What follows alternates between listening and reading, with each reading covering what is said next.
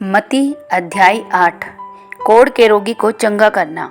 जब वह उस पहाड़ से उतरा तो एक बड़ी भीड़ उसके पीछे हो ली, और देखो एक कोढ़ी ने पास आकर उसे प्रणाम किया और कहा, हे प्रभु, यदि तू चाहे तो मुझे शुद्ध कर सकता है। यीशु ने हाथ बढ़ाकर उसे छुआ और कहा, मैं चाहता हूँ, तू शुद्ध हो जा। और वह तुरंत कोढ़ से शुद्ध हो गया। यीशु ने उससे कहा, देख, किसी से न कहना, परंतु जाकर अपने आप को याजक को दिखा और जो चढ़ावा मूसा ने ठहराया है उसे चढ़ा, ताकि लोगों के लिए गवाही हो। एक सूबेदार का विश्वास। जब वह कफरनहूम में आया तो एक सूबेदार ने पास आकर उससे विनती की, हे प्रभु, मेरा सेवक घर में लकवा रोग से बहुत दुखी पड़ा है। उसने उससे कहा, मैं आकर उसे चंगा करूंगा। सूबेदार ने उत्तर दिया, हे प्रभु, मैं इस योग्य नहीं कि तू मेरी छत तले आए, परंतु केवल मुख से कह दे तो मेरा सेवक चंगा हो जाएगा, क्योंकि मैं भी पराधीन मनुष्य हूँ और सिपाही मेरे अधीन है। जब मैं एक से कहता हूँ जा तो वह जाता है, और दूसरे से आ तो वह आता है, और जब अपने दास से कहता हूँ यह कर तो वह करता है। यह सुनकर यीशु को अचंभा हुआ, और जो उसके पीछे आ रहे थे उनसे कहा, मैं तुमसे सच सच कहता हूँ, मैंने इस्राएल में भी ऐसा विश्वास नहीं पाया। और मैं तुमसे कहता हूँ कि पूरब और पश्चिम से बहुत से लोग आकर अब्राहम और इजाक और याकूब के साथ स्वर्ग के राज्य में बैठेंगे, परंतु राज्य के संतान बाहर अंधकार में डाल दिए जाएंगे, वहां रोना और दांतों का पीसना होगा। तब यीशु ने कहा सूबेदार से कि जा, जैसा तेरा विश्वास है वैसा ही तेरे लिए हो। और उसका सेवक उसी घड़ी चंगा हो गया। अनेक रोगियों को चंगा करना।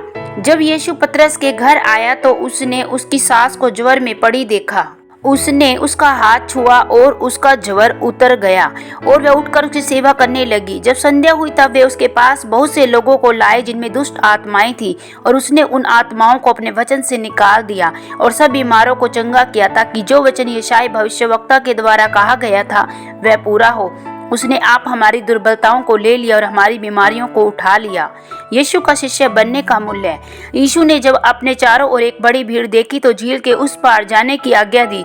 तब एक शास्त्री ने पास आकर उससे कहा, हे गुरु, जहाँ कहीं तू जाएगा मैं तेरे पीछे हो लूंगा।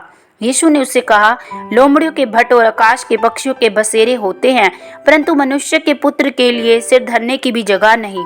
एक और चेले ने उससे कहा, हे प्रभु, मुझे पहले जाने दे कि अपने पिता को गाड़ दूं। यीशु ने उससे कहा, तू मेरे पीछे हो ले और मुर्दों को अपने मुर्दे गाड़ने दे, तूफान को शांत करना। जब वह नाव पर चढ़ा तो उसके चेले उसके पीछे हो लिए, और देखो झील में एक ऐसा बड़ा तूफान उठा कि नाव लहरों से ढकने लगी, और वह सो रहा था। तब चेलों ने पास आकर उसे जगाया और कहा, हे प्रभु, हमें बचा, हम नष्ट हुए जाते हैं। उसने उनसे कहा, हे अल्पविश्वासियों, क्यों डरते हो? तब उसने उठकर आंधी और पानी को डांटा, तब शांत हो गया। और वे अचंभा करके कहने लगे, यह कैसा मनुष्य है कि आंधी और पानी भी उसकी आज्ञा मानते हैं। दुष्ट आत्मा ग्रस्त मनुष्य को चंगा करना। जब वह उस पार गेदरनियों के देश में पहुंचा तो दो मनुष्य जिनमें दुष्ट आत्माएं थी कब्रों से निकलते उसे मिले। वे इतने प्रचंड थे कि कोई उस मार्ग से जा नहीं सकता था। उन्होंने चिल्लाकर कहा, हे परमेश्वर पुत्र, हमारा तुझसे क्या काम है? क्या तू समय से पहले हमें दुख देने यहाँ आया है? उनसे कुछ दूर बहुत से सूरों का एक झुंड चल रहा था।